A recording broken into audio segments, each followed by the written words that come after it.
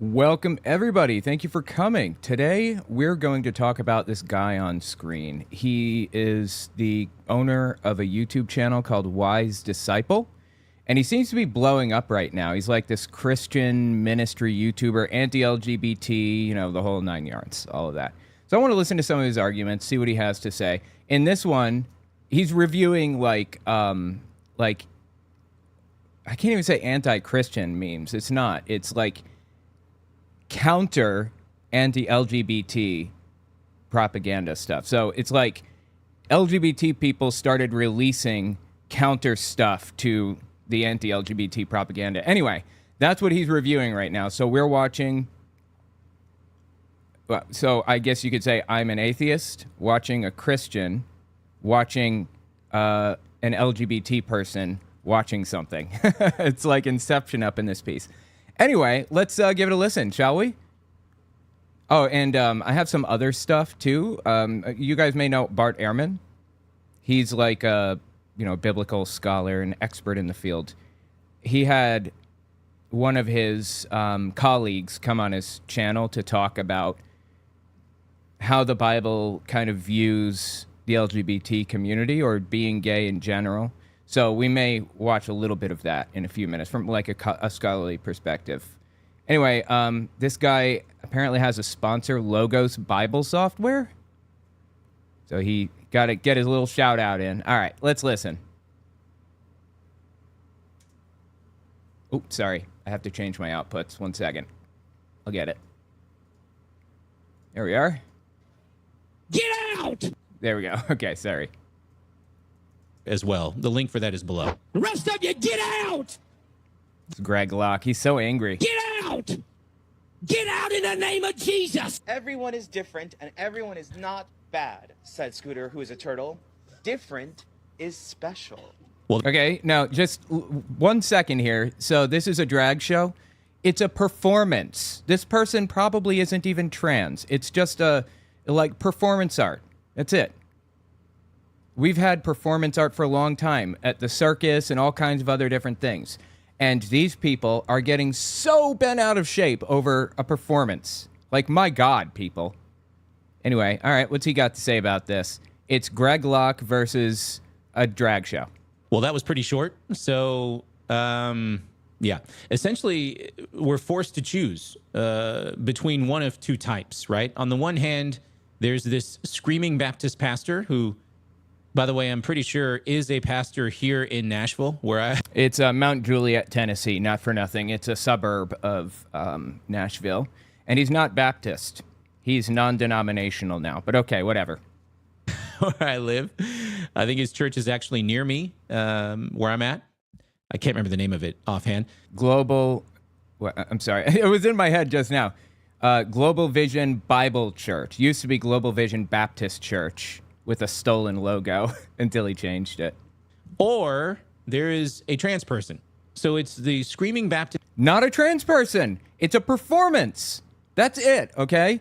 But you know what? For the sake of argument, let's assume it's a trans person. Why not, right? Let's buy in a little bit here. Screaming Baptist or the LGBTQ. Those are our two options here. Is that right? This is what's called in debate a false dichotomy. A false dichotomy is where you are given two options. Both are horrible. When in reality, there's a third option. Right. So the meme was, or the video was not about you have to choose one. This isn't a debate in, picking out logical fallacies and all that. The video was about the two extremes. The way that the left views the right is like Greg Locke, and the way the right views the left is like the drag show or whatever. And the extremes are different because on one side, there's nothing but hate and vitriol and, people wishing death on others. On the left, it's just people encouraging love and encouraging acceptance and happiness and so on and so forth. It's really drawing a distinction between strategies, right? Like, my issue with Greg Locke isn't his beliefs necessarily. I mean, yeah, I disagree with all of his beliefs, but my issue is that he's malicious and angry and maybe not violent personally, but kind of uses like violent undertones, if you will. I wouldn't accept that if he's on our side, even. I don't care. It's unacceptable. There's even more than 3 options to choose from. A false dichotomy is a way of framing your argument in order to get your audience to go along with your way of thinking. Clearly, this TikToker wants his or her audience to choose the LGBTQ because... Well, they want to draw a distinction in the strategies. How did he really miss this on purpose? At least they're not screaming, right? And, you know, it looks like they're saying encouraging things, right? Whereas you have this... It looks like they're saying encouraging things?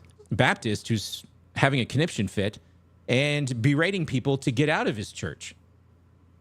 I have that clip of Greg Locke. Rejected this whole framing because of the fact that this is a false dichotomy. You know, a false dichotomy, by the way, is a logical fallacy. So, oops.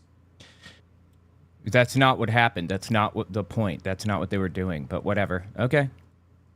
Here's a better way to look at it, actually. Okay. Okay. Either you choose the LGBTQ or you choose Jesus. How about the singular LGBTQ? Okay. I can only pick one. I have a couple in mind that I could pick. He's creating another false dichotomy right now. Are you catching this? He just went through this whole diatribe about how false dichotomies are like bad. And then he gave us one. You can only choose either Jesus or LGBT people. Okay. about that? Go along with the teaching of the LGBTQ or go along with the teaching of Jesus? There's your... Yeah, I just reject the framing. LGBT people are not like teaching anybody whatever. They're just accepting people. There's your choice, right? Because No. in clear ways, these two types of teaching and the lifestyles, they clash with each other. Particularly... Not really. They don't have to, okay? I didn't really want to jump into this immediately, but let me just pull up another video from Bart Ehrman. We're just going to pull this up real quick. Yeah, here it is, okay? I took some notes on this because Bart Ehrman had a guy named Jeffrey Sykes. I'm sorry, Jeffrey Syker or Sykes? I thought it was Sykes. He had him on his channel to talk about the biblical view of gay marriage or gay anything. And Jeffrey on the left here is a Christian. He's a pastor. And he also went to the same PhD program as Bart Ehrman, who is a New Testament expert. Anyway, they're going to explain the biblical perspective on this. Hold on. Just look for where it starts. Okay, well, let's just step back a little bit and just kind of listen to what they're saying here. Oh, and by the way, while we listen to these people, these variety of people, I'm going to be playing Final Fantasy VII Remake. Should just be in the background. Won't bother you too much if you've never played it before. Homosexuality and the Bible. And as I know, and as people are going to know, your basic view, tell me if I'm misstating this, because I don't mean to be misstating it, but your basic view is that the Bible does not condemn what we think of as homosexuality. Is that fair to say? Basically, yeah, basically. Okay, well, give me the one or two sentence correct view. Beyond basic. Well, I think there are a couple of things. One is that the language of homosexuality, the term itself, when applied to the Bible, is somewhat anachronistic because, and even in the 20th century, there have been different understandings of what homosexuality means. At the beginning of the 20th century, homosexuality was largely seen as a perverse choice against nature, which, has been the long tradition. So it sounds like he's saying that our modern day view or understanding of homosexuality is not the same as the view or understanding of it, 2,000 years ago. Over the centuries. But then by the mid 50s, you start having language of homosexuality as a preference, which is it's still a choice, but it's a preference, but much more neutral language. And then finally, towards the end of the 20th century, and now especially, the language is all about orientation.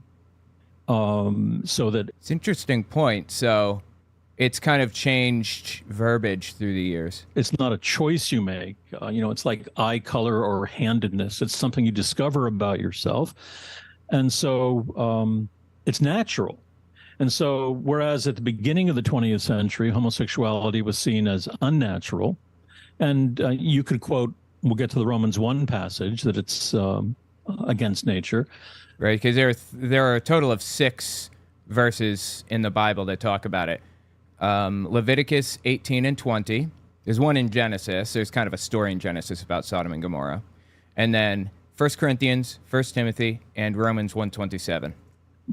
By the end of the 20th By the way, out of 32,000 verses, those are the 6.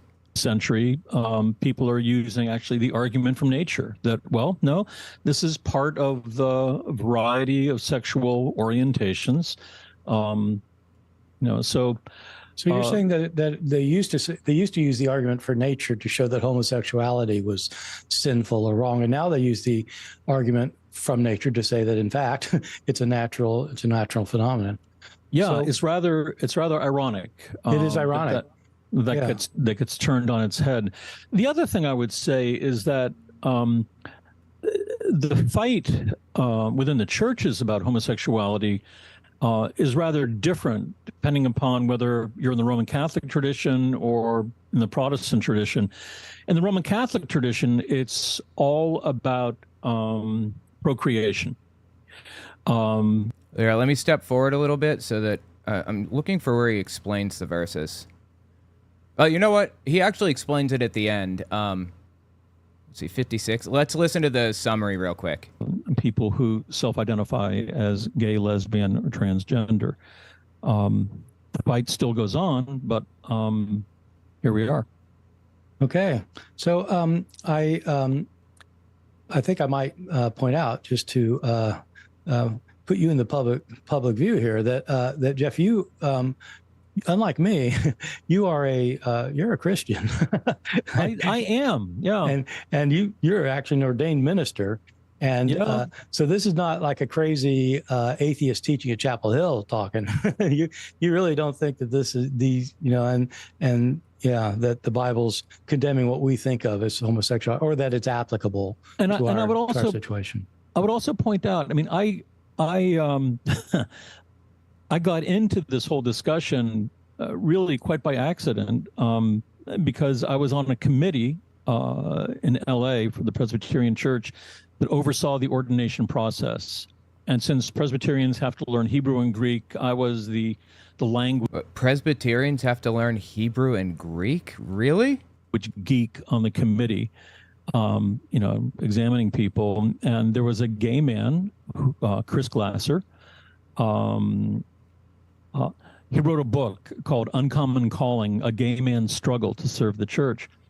And he came up for whether we would approve him to be ordained, and I didn't know what to do, and I abstained from the vote. He was not passed, and I decided I better find out what I think and why, and so that's what led to the first thing I published, which was way back in 87, I think. Fascinating. Okay. And then the book. So change comes slowly.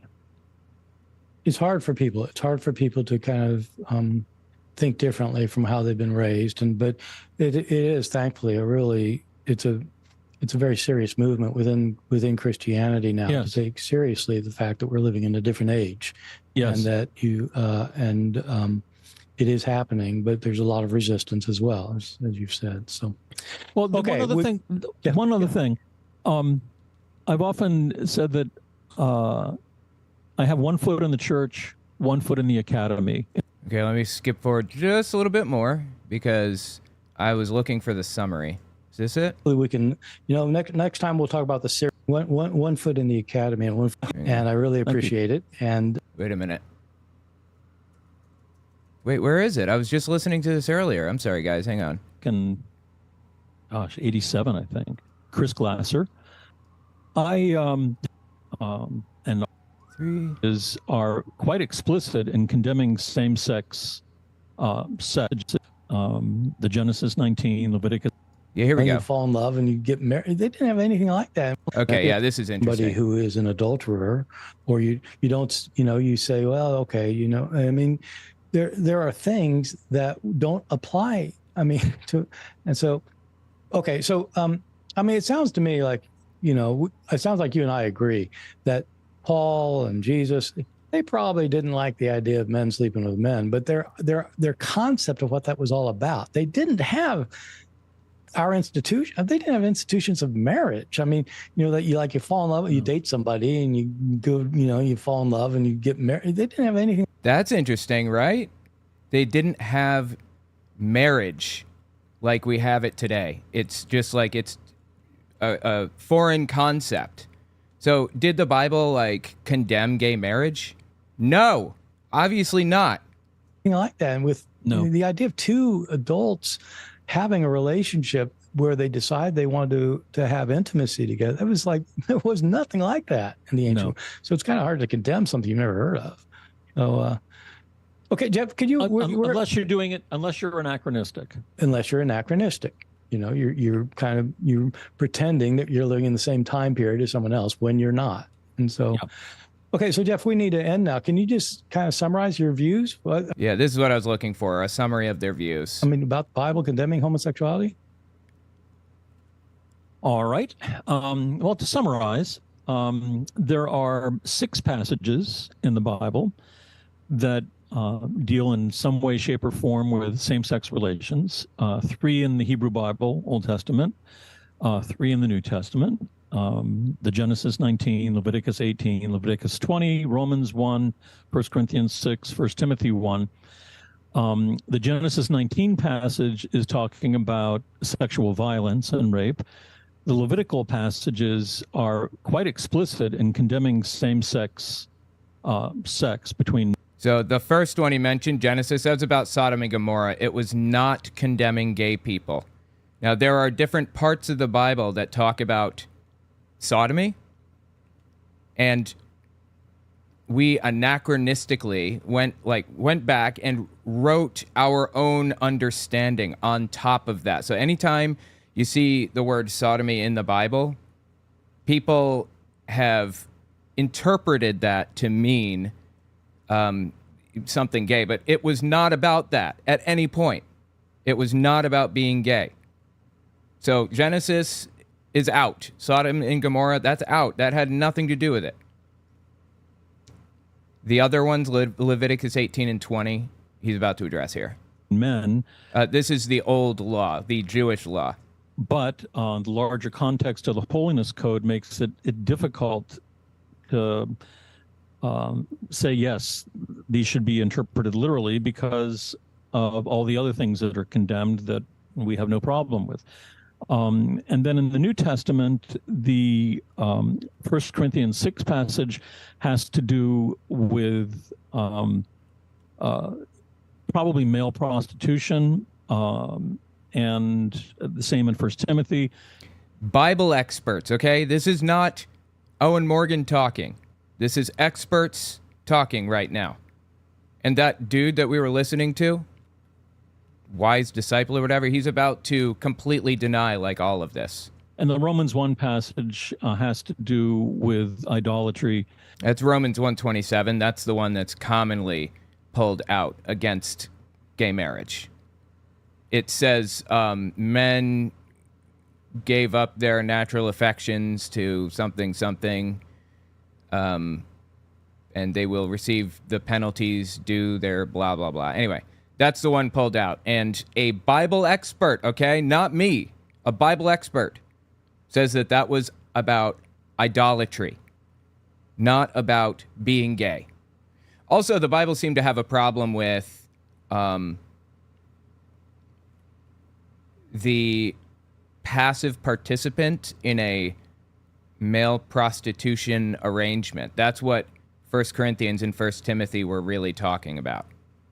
And the Romans 1 passage has to do with idolatry and people who, the pagans. Dude, are you serious?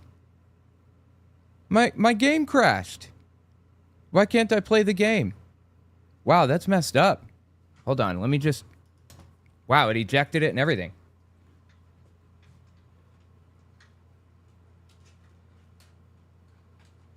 All right, I'll do it later. I'll fix it. For now, I'm just going to play part 2. Hope there's nothing wrong with my disc. That would suck. Okay, sorry, let's continue. Who are guilty of idolatry, they tend towards things that Paul considers unnatural. The problem is that Paul's understanding of nature as unchanging, and our understanding of nature as unchanging is difficult. And the understanding of sexual orientation is not one that the ancients had, that we do. And even in our own time, just in the last century, as everybody knows, we've seen some rather sweeping change in societal attitudes towards people who self-identify as gay, lesbian, or transgender. That's interesting, right? So we are looking... Here's the bottom line. We're looking at gay marriage and, you know, hating gay people or whatever in the Bible through a modern lens, when it's ridiculous to view it through a modern lens. So with that in mind, let's just like listen to a little bit more of what he has to say here. Oh, wow, I'm about to fight a boss. Dang. Really with where we place our sense of identity. Amen. And so we owe it to ourselves to investigate this clash of ideas and make an informed decision. I already replied to you, and you're not a Christian anyway, so like I'm not even really talking to you with this video. But I think we need to have a conversation about what a hate symbol is and what a hate group is when you're using it like in the way that we collectively use the terms hate group and hate symbol. Okay. As I said, calling the cross of St. Peter a hate symbol is an incredible reach. Interesting. So she's drawing upside down crosses, and she's saying it's a cross of St. Peter. Okay. It's not a hate symbol, certainly, but Peter was supposedly crucified on an upside down cross. The reason he did that was because he was making some ridiculous point about how we come into the world upside down and everything is all backward and so on and so forth. I don't even remember what it was all about. But it's apocryphal anyway. It's from a book that's not accepted as legitimate or real by anybody, honestly. Any church or, you know, what's the term I'm looking for? Like academic institution or whatever. Like nobody views that as real. So what's going on here? This person is drawing upside down crosses on their face. And somebody else, I guess, has taken offense to this and said it's a hate symbol. And now this person is defending what they're doing by doing it again, I guess. Do I have this right? Yeah, I'm not sure. When, like I said, not only is the cross of St. Peter originally, like, for the majority of its existence been associated with Christianity, you need to understand that you cannot have a hate symbol against a hate group. I totally disagree on that one. No, that's not true. You can have a hate symbol against a hate group. I mean, you can say that that's justified, having this hate symbol, but it's, you know, definitely possible, seems to me. Okay. I'm just made of questions right now. What is the cross of St. Peter? Do they mean the cross of Christ? You know, like... No, they mean the cross of St. Peter. It's upside down. Peter died on a cross as well, according to, church tradition. And that story has Not according to the Bible, though, notice. him pleading with his killers to crucify him upside down because he didn't feel that he was worthy enough to die in the same exact way that Jesus did. But when we think of the typical symbols of Christianity, we don't. That's not why he was crucified upside down. I mean, I think it mentions that, but he did it to make some ridiculous point about how we come into the world upside down and confused. Usually think of Peter's cross, right? We think of Jesus' cross, don't we? Somebody can help me in the audience. Like maybe I'm just speaking as a Protestant, and there are other traditions that do it differently. I don't know. Like, I don't know if I don't know his point here. one exists, but if there is like an anti-Nazi symbol or something, that's not a hate symbol against Nazis. That's just an anti-Nazi symbol. Just That's an interesting point, I suppose. because something goes against what you think does not make it hateful or oppressive. And I said with my words that I hate Christians. But that doesn't mean Okay, hang on. It's not fair to compare traumas. I'm not Jewish, so I'm not saying Christians are on the same level as Nazis. They're just a recognizable hate group to put things in perspective. It's important to note that many neo-Nazis are white Christians.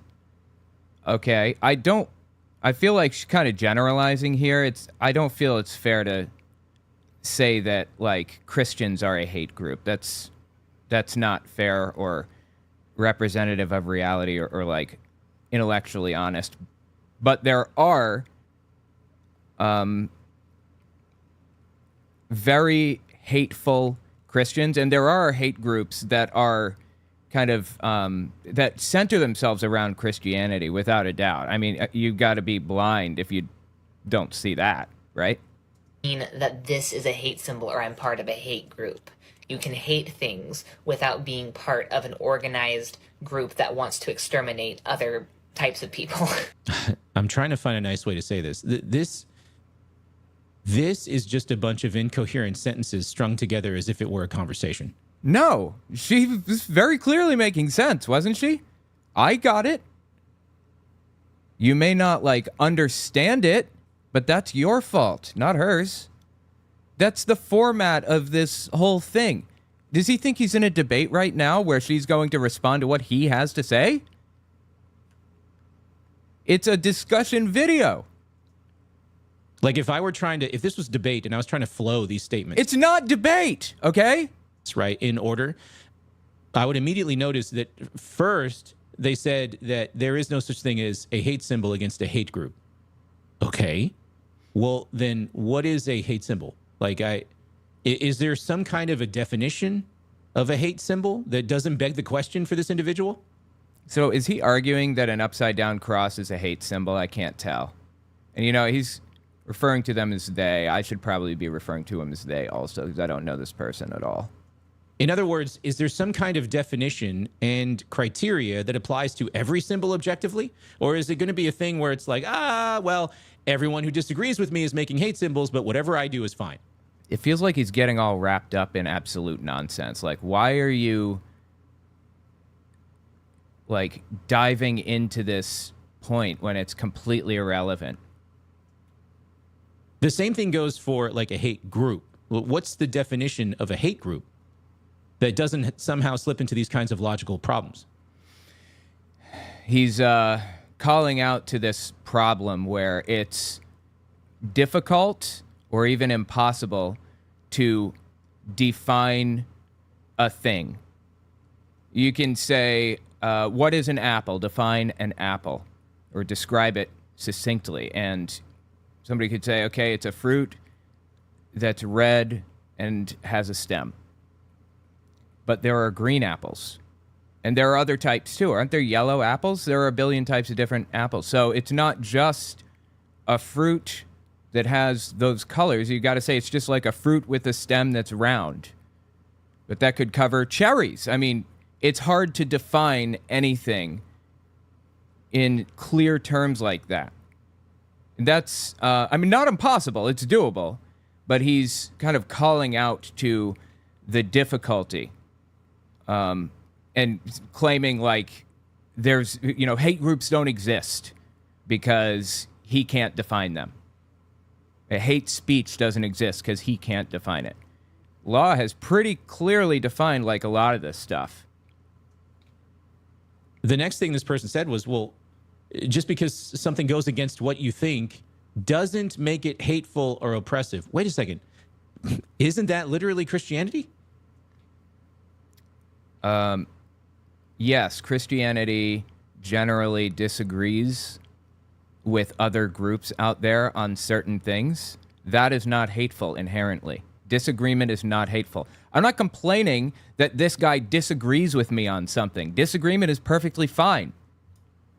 It's when you say that gay people shouldn't be able to get married, they shouldn't have equal rights, they shouldn't be able to operate in society the same as everybody else, they shouldn't be able to have children that they adopt, they shouldn't be able to put their spouse on their insurance or any of that stuff. And it gets even more extreme than that. You know, it's not just trying to make them less equal as citizens, but there are some groups out there, some subgroups of Christianity that want them dead, straight up dead. Not all Christians even have a problem with gay people, but a lot do. That's my problem. I'm not trying to take her side necessarily here because some things I disagree with, but she's right about some of it here. Doesn't that criteria literally fit with the Bible, where the Bible teaches that the LGBTQ lifestyle is not according to God's design? No, and I'm sure that he knows this. He's completely bastardizing what she said about it. He's like twisting it around. He's equivocating, giving different definitions for different words than the ones that she was using. Design? And to pursue this lifestyle is to reject your creator, which ultimately leads to separation from him in eternity? Isn't that literally going against what you think? So, again, he's like building this whole argument up on a faulty premise. Why is he doing this? He certainly knows, right? Does he know that he's building up this big, ridiculous thing off of absolutely nothing? He's like building something on sand. Is he aware of that? Well, if that's the definition of what makes something not hateful, why is Christianity hateful then to you? I don't. Help us Christians understand the logic here, honestly. Again, I don't have a problem with Christians. I don't think all Christians are hateful. It's him. And people like him. People who share his views on certain subgroups in society. Evangelical, far-right extremists, basically. We're not radicals. I should say radicals. Far-right radicals. And to you. I don't. Help us Christians understand the logic here, honestly. We're not following it. We. Using the word we a little freely there, aren't you? Finally, they admitted that they hate Christians, but then the symbol that they're drawing on their face now is not a hate symbol? Like, what do we even do with that? Did they say that they hate Christians? I don't remember them saying that. If so, I denounce it. See how easy that is? That's wrong. Hate bad. I think we can all agree with that. On PC, you can use exploits to bring errors back to life. Oh, that's cool. I didn't realize. Yeah, I'm using a PS5 here. I don't know what's going on with my disc. That's like super sad. I'll fix it later. I'm trying to work the math out on that one. But it doesn't add up. It seems to me that this doesn't add up because he's building it off of a faulty premise, obviously. This person could have, in their own musings, fully exempted themselves, using their own definitions, from being called a hater and creating hate symbols until they literally just said they hate Christians. No, I don't remember her saying that, or don't remember them saying that, but whatever, okay, fine. They said that. But we're going back to the opening now. Think about the video that he was watching a few minutes ago with Greg Locke and that drag show that he was watching or whatever. Greg Locke was violent and hateful and malicious and angry. And on the other side is nothing but love and acceptance and appreciation. It's a strategy problem. We should not accept it when somebody who advocates for the LGBT community gets violent and hateful and angry and vicious and malicious. We shouldn't accept that. That's the bottom line. And I don't know a single person who disagrees with that. I've never met a person, to my knowledge. I'm thinking off the top of my head here. I'm on the left, and I'm atheist. And I've been to, like, all kinds of, atheist events. Been to, like, LGBT events. I don't remember ever meeting somebody who wanted to get violent against Christians. But okay, go on. I don't think this person is listening to their own words. I don't think he's listening to their words. Oh, I had a friend like this. He was a lot like this. The most surprising part of this is that he had a friend. We used to get into philosophical conversations, and it seemed like the only goal he had was to not get backed into a corner, intellectually speaking. And so, Okay, I know people like that, sure. They'll justify ridiculous stuff to not get backed into a corner. He would say some of the absolute craziest, wackiest stuff, and then say, I would respond by saying, like, well, hold on, wait a second. A minute ago you said this. And he'd go, oh, no. And then he'd just come up with all kinds of contradictory statements that negated everything he said 5 seconds ago in order. Okay, what he's describing is a known phenomenon, and it's not like contradictory statements. That's the thing. They won't usually say contradictory things, but they will back themselves into a corner that's absolutely, like, grotesque. Like defending things that absolutely should not be defended in the name of never being backed into a corner, when it's really easy to just... If you had a sturdy, clear moral framework that you were operating off of, and you've examined it closely and found no inconsistencies in it, you don't have to do that kind of thing. I think that happens when somebody is just kind of repeating, like, propaganda, and I see it a lot on the right, honestly. But okay. To not get got. And I feel like that's what this person is doing. That's not what they were doing at all. What are you even talking about? Are we watching the same video right now? How could he possibly come to this conclusion? Is he just, like, making things up just to say them or something? The only thing I hate is hate. It's like an inverted paradox of tolerance. Yeah. Paradox of tolerance is interesting. We have to be intolerant of the intolerant in society if we want to have a tolerant society, right? Like, we have to allow people who are opposed to democracy to run in democracy, or it's not a democracy. It's that kind of idea. But I disagree on the paradox of tolerance. The way I view it is you're buying into a social contract when you take part in tolerance or whatever. You live in a tolerant society. If you are intolerant, then you don't get afforded the protections and good grace and trust of the other people. By kind of viewing it as a social contract that somebody is violating, I don't really see it that way. Why is this part of the game so ridiculously long? This is like... I'm literally just, like, pushing a couple of buttons and it's playing a video for me or something. Like, what the hell? Like, right, this person does not want to get got. Because the thing is, when I wear these symbols, I'm not wearing them to make the Christians around me afraid and make them feel threatened. They feel that way anyway, but that's not the purpose. My purpose is to show solidarity with other victims of Christianity. It is... Okay, so nobody should ever feel threatened or afraid by an upside-down cross. It's just an upside-down cross.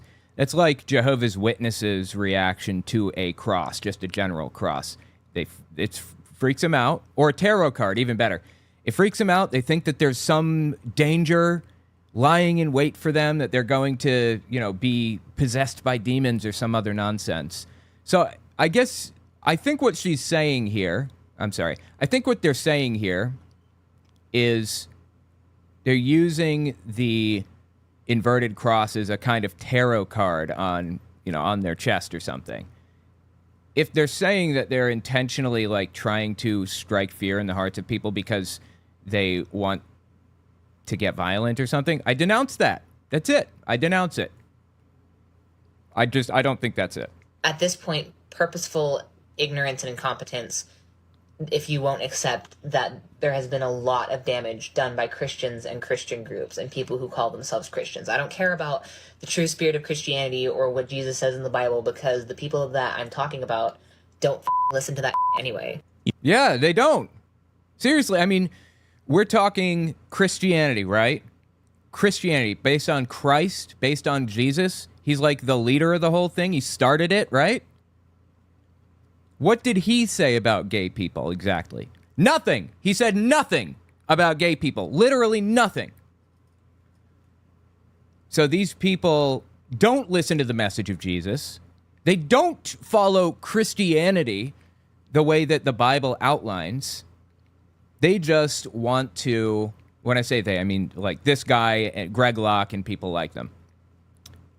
They just want to find justifications for their hateful positions, and they found a total of 6 verses out of 32,000 in the Bible to zero in on and misinterpreted them to back up their own feelings on the subject. That's what's happened. Every now and then someone will ask me, Nate, how do I answer this person in my life? They're challenging me on my beliefs, and I don't know how to Oh, dude's name is Nate, okay? respond. Sometimes the answer is don't engage at all. He's right. Yeah, he's right. The reason I brought this up is, notice they just said they're not interested in what Jesus or the Bible really has to say about the issue. That's not what they said. Were you listening? They said that Christians aren't interested in what Jesus had to say. I guess he wasn't listening. What the hell's happening right now? This dude seems to know like a lot about debate and how it works, but absolutely nothing about listening, apparently, or processing information. I like watching debates. I think they're interesting. And I don't have any problem with others doing debates. I don't do debates, though, because they're charisma contests in the end. It's about who the crowd likes the most. How many minds do you change with debate? I can't imagine you change any. Like I said, it's interesting, so I'm all for it, whatever. I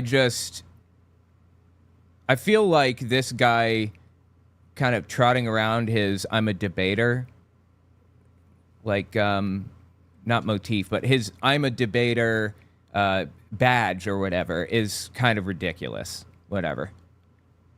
Like, I don't care if you're a debater, if you're a shitty debater.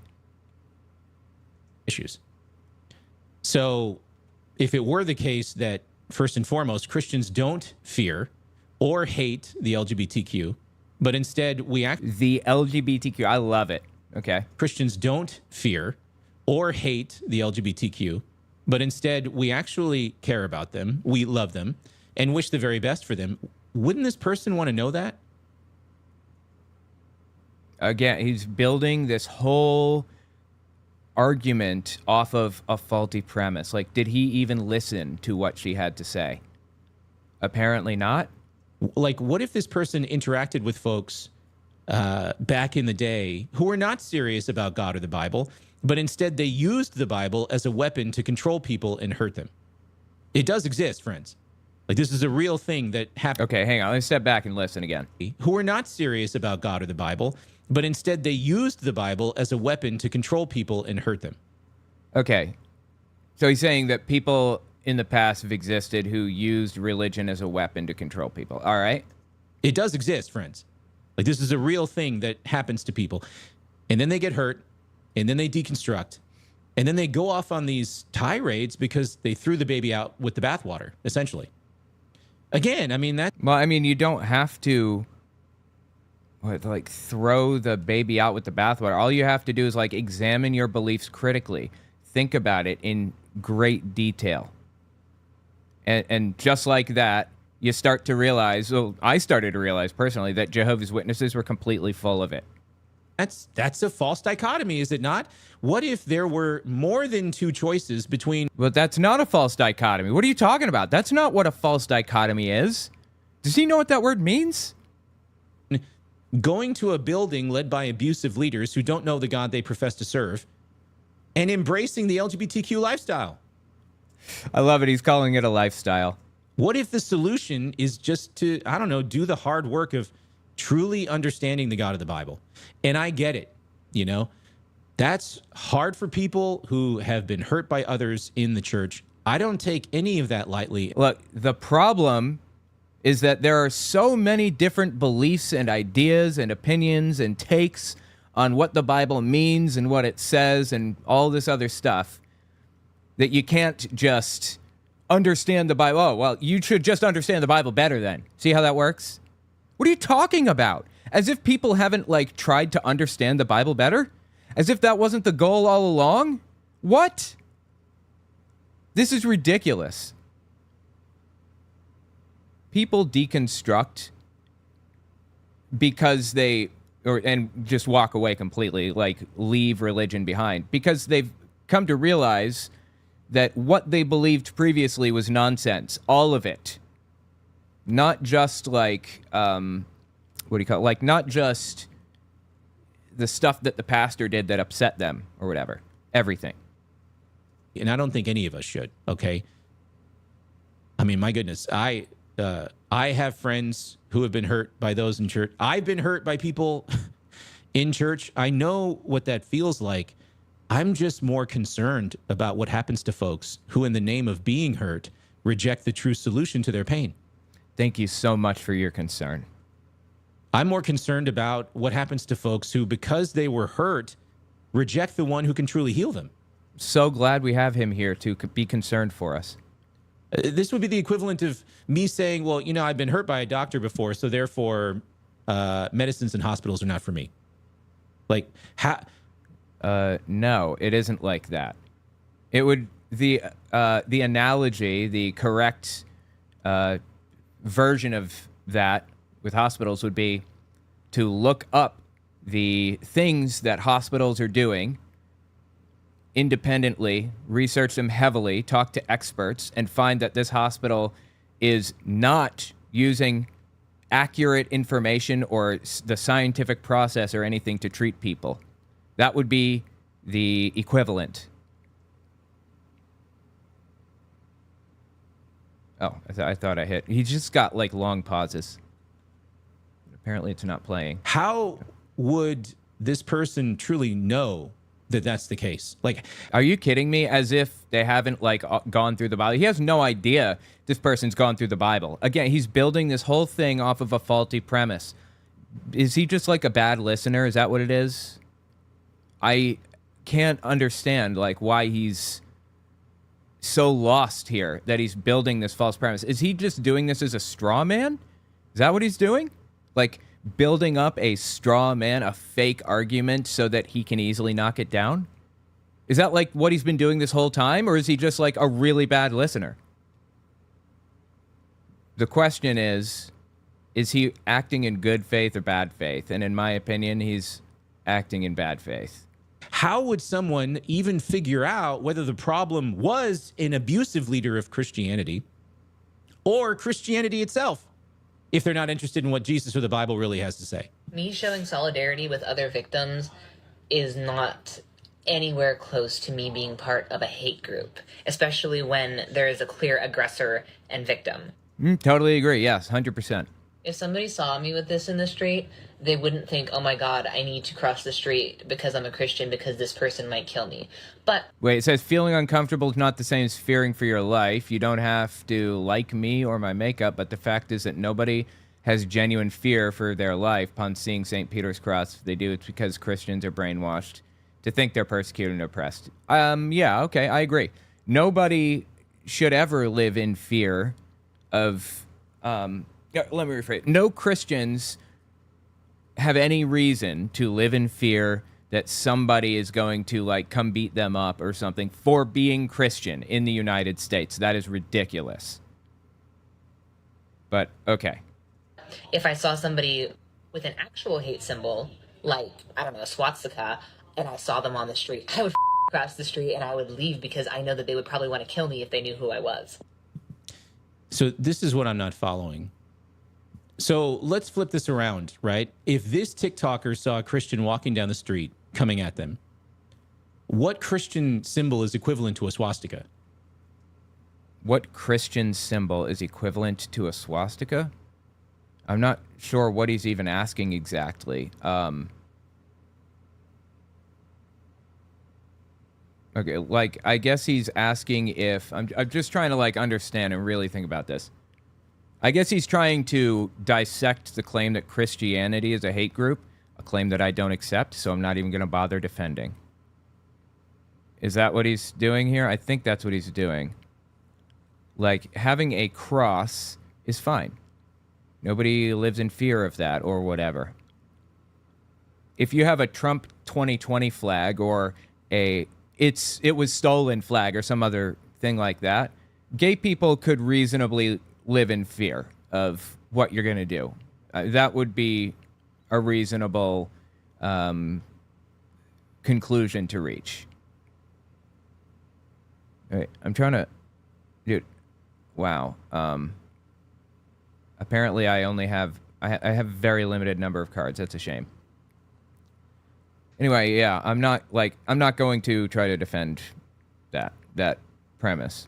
So they keep talking about swastikas, but what is the equivalent to that in the Christian community? Is it the cross? Is it like the cross right side up, the cross of Christ? No. So if a person is wearing a cross and they're walking... What? Nobody said it was the cross. What is he talking about? She didn't say it was... I'm sorry. They didn't say it was the cross. I didn't say it was the cross. Nobody's brought that into the conversation. Why is he building a straw man? That's what he's doing right now, by the way. This is a debate tactic. A dirty one, as a matter of fact. He's building a fake argument that nobody made and then trying to knock it down. Straw man. He's straw manning this person.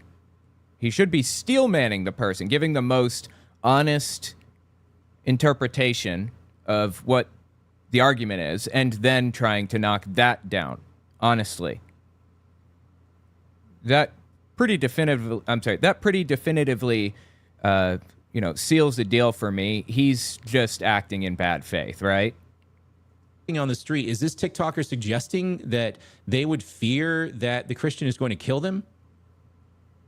The reason why I'm asking is because much of what is being communicated here is implicit.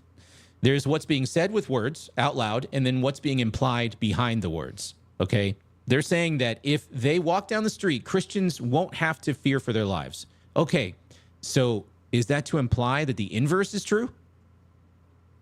Yes, if somebody is obnoxious, if they have made it such a part of their identity that they're like walking around with all kinds of insane Christian stuff all over them, yeah, I would be afraid of that. It means that they are so far down a rabbit hole that they are lost. That's not to say that being Christian is like dangerous to people or anything like that. I don't believe that.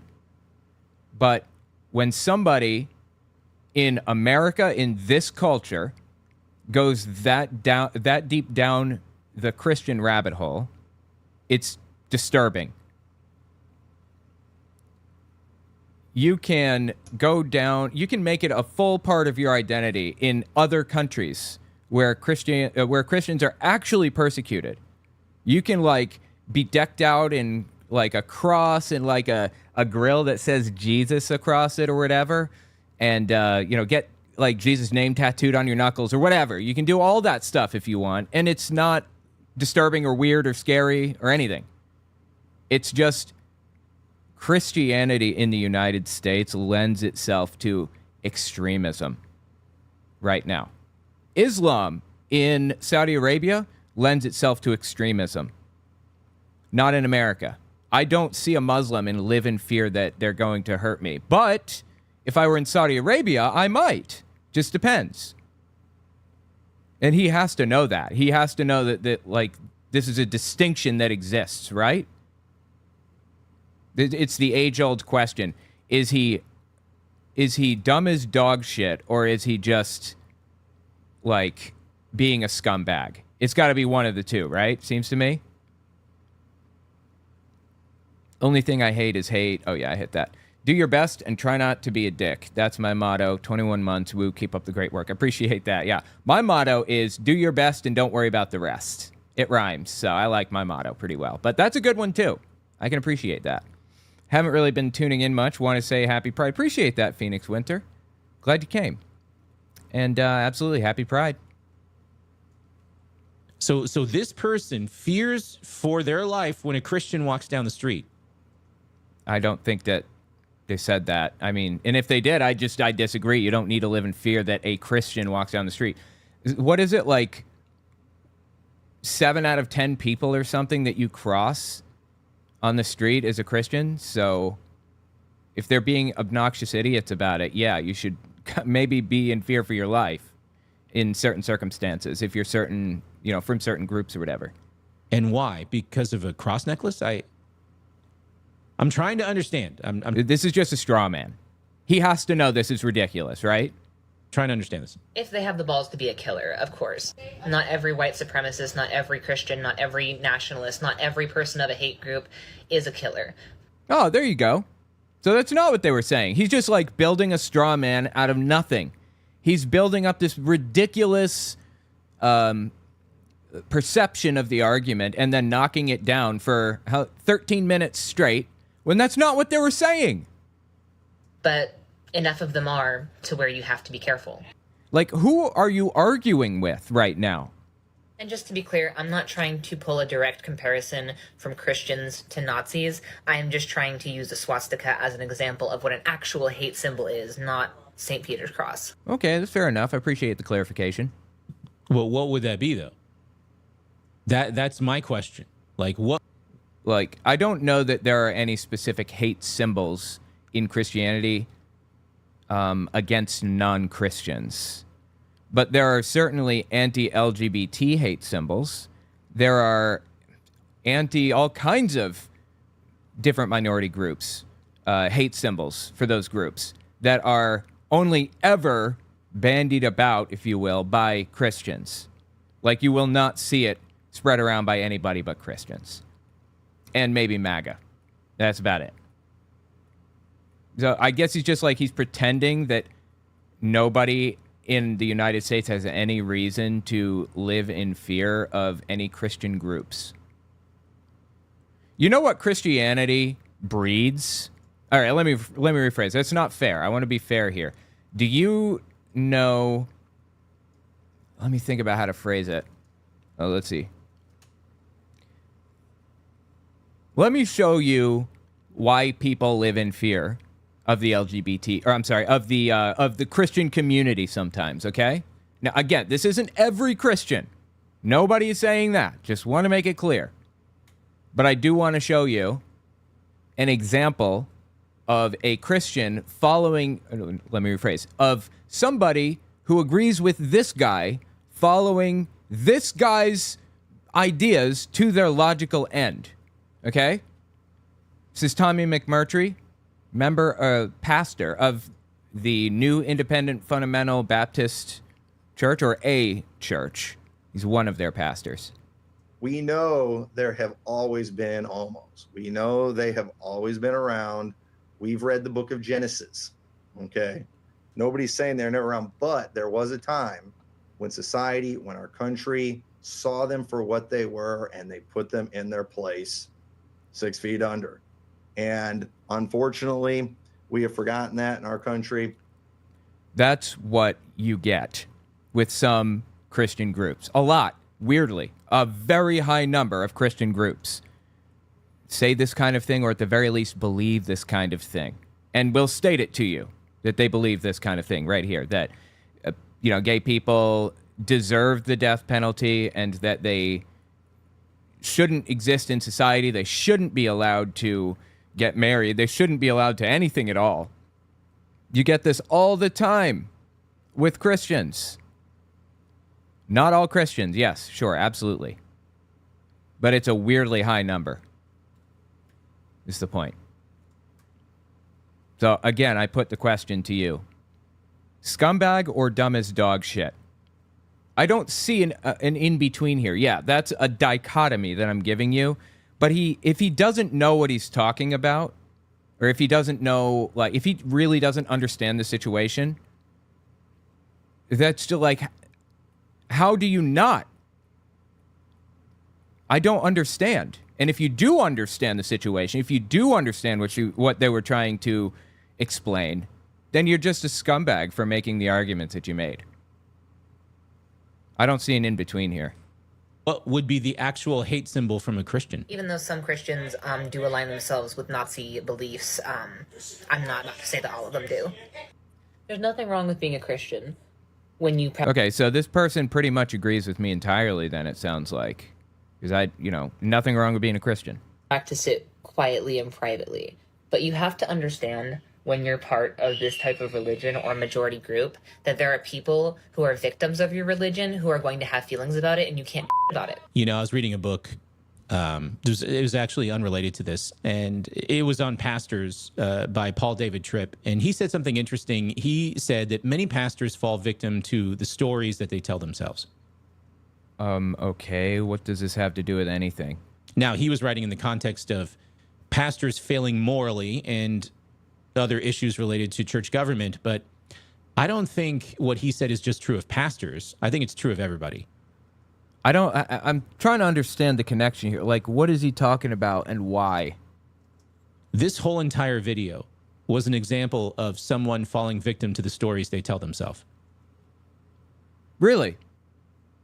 Does he really believe that? Does he really think that Christians, all Christians, are 100% too legit to quit and nobody has any reason to fear any Christians under any circumstances? Is that, like, that's what he's saying, right? They were just making a point that Christianity kind of breeds hate sometimes. That was the argument. And he says that people fall victim to their own nonsense or whatever. So that's the premise that he's laying down here, right? Isn't he saying that, like, Christianity does not breed hate groups? Like I said, I mean, Christians are not, like, uniquely... my mind is failing me today. Christians are not uniquely prone to this. There are a bunch of different groups out there. Like Islam in other countries. Buddhists in other countries. But Christianity is a majority group in the United States and by far mistreats people on a much larger scale than any other religion, to my knowledge. I mean, I hate to make a definitive statement like that. Maybe I could be talked out of it, but that's what it seems like to me. They tell these stories, and these stories act as a framework to understand what's going on in their life and why. And it all hinges on these unique terms and phrases that, by the way, were never defined. I don't know what the hell he's talking about right now. I'm just lost. They were never critically evaluated, at least not in this video. Which terms were not critically evaluated? Never investigated to see whether or not they cohere within a meaningful system. And so... Well, aren't you here to, like, poke holes? Isn't that your point or your goal? Isn't that why you're listening? What do we do with something like this? You know? Number one... No, I don't know. I would just remind you, not everyone deserves an answer. Did you see that video I did recently? If not, you should take a look at it. Because the Bible... Which video? I mean, not everyone deserves an answer? Is that what he's talking about? The Bible describes certain kinds of people that we should not engage. And I think that it's always your responsibility to determine who you're talking to before... Wait, so does he mean you shouldn't engage, like, in a biblical sense, like you should be shunning them? Is that what he means by that? Or you fully engage, okay? But number two, if you do engage, ask the... I see Nerical saying, might miss the end, need to restart. No sweat. Thank you for coming. Appreciate that. The right kinds of questions that seek to clarify, to probe for reasonability and logical coherence, and then wait and listen to the answers, because very often posing the question will do a lot of the heavy lifting to force someone to do something that maybe they've never done before, which is to figure out whether their beliefs are justified in the first place. Hey, real quick, I hope this video... Okay, so he's saying, no, I'm not letting you run an ad on my YouTube channel. Thank you anyway, good sir. Is he saying that, like, we should just, as Christians, people should just, like, pose questions and then refuse to hear the answer? That's what he's saying. You don't have to, like, have long, drawn-out conversations about this subject with everybody. That's what I mean when I say you don't have to engage. But it sounds to me like he's saying you should not talk to certain people about certain subjects because it's, like, morally wrong or something. Somebody in the chat mentioned that there are a lot of different forms of Christianity and that we shouldn't be using that as an umbrella term, and I totally agree. I totally agree. The person that he was just watching was doing that, using Christianity as a catch-all term, and he took that opportunity to claim that there are, like, logical flaws in everything that they said, because there are clearly different forms of Christianity, different versions. Anyway, I do have to get off here, but let's just, like, watch this one more thing real quick, okay? I'm going to jump forward a little bit because I don't want the coming up thing. Okay. Is this it, or where does this start? All right, let's start here. $200 when you use the code WISE24. Hey, y'all. It's June 1st. Oh, this dude's awesome on the left. I love this guy to death. First day of Pride Month. And this year, to mark the start of Pride, I felt like I needed to say something that I think doesn't get said often enough to my LGBTQ plus siblings. He's a pastor. I'm sorry. So that's interesting. He just called the LGBT his siblings. I mean, we're all kind of siblings in a sense, aren't we? We normally speak this way about other Christians within the context of the church. So, I mean, people call others their brothers, their sisters, or whatever because they want to be, like, show that they're close to them, they love them, they appreciate them, and so on, right? You know, you'll hear me very often talk about my brothers and sisters, and when I do that, I'm referring to other Christians. What about, do you ever do it to refer to your brothers or sisters? It's just interesting that he says this. I suppose he's implicitly suggesting that it is possible to be LGBT and Christian. Yes. But even so, even if they're not Christian, they can be LGBT and still be like a brother because they're, you know, human beings. They're just like us. Everybody is just like us because we're all humans. Let's see where this goes. I'm sorry for every hate-filled Christian who has ever told you that you are an abomination. I am sorry for every Christian who has ever tried to beat you up with a Bible, or worse, with their fists. I'm sorry for all of the churches that will mark this month by ramping up the hate that they preach from their pulpits. Stochastic terrorism, like really violent, extreme stuff. Yeah, absolutely. Including tomorrow morning. So this is a very reductionistic take on how traditional churches, and by that I mean... How is it reductionist? What the hell is he even saying? It's like he's throwing out debate terms and just like they're big words to confuse people. This isn't reductionist. What does he even mean by that? The churches who adhere to the word of God, who don't play games with it, who don't seek to treat it like it's nothing less than the God-breathed theonoustos that was ultimately authored by the Holy Spirit. Ultimately authored by the Holy Spirit, okay. On how these churches talk about the LGBT. I love that he just says about the LGBT, and it's just like a singular thing, like a monolith, a person or whatever. That's just like the best, right? Notice he said Christians and churches will call them an abomination. But then he forgets to mention where Christians got this idea from. Leviticus chapter 18, verse 22, you shall... Oh, he got it from the Bible, right. Leviticus 18 and Leviticus 20 are irrelevant here because they were part of the old law that Christians don't follow anymore. Christians never followed the old law. They were never supposed to follow it. You are not supposed to be put to death for putting the seeds of two different like plants in the same field. Not supposed to be put to death for putting your beard in a V or whatever. Not supposed to put people to death if they're like rude to their parents or whatever. He doesn't follow any of those other rules. It's just this one that he likes. Either way, Old Testament is irrelevant. We don't follow it anymore. And the New Testament, as I showed earlier, does not back him up as succinctly as he thinks.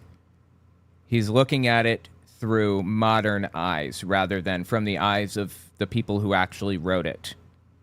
And you can say all you want. Well, God, he put it in there because he knew that we were going to like wonder about it and he preserved it. Well, then are you telling me that for the other like 2023 years or whatever, God didn't want anybody during that time period to understand that being gay was wrong, and that's why they didn't put it in the Bible? Actually, I think it was put in the Bible in like the 1800s or something.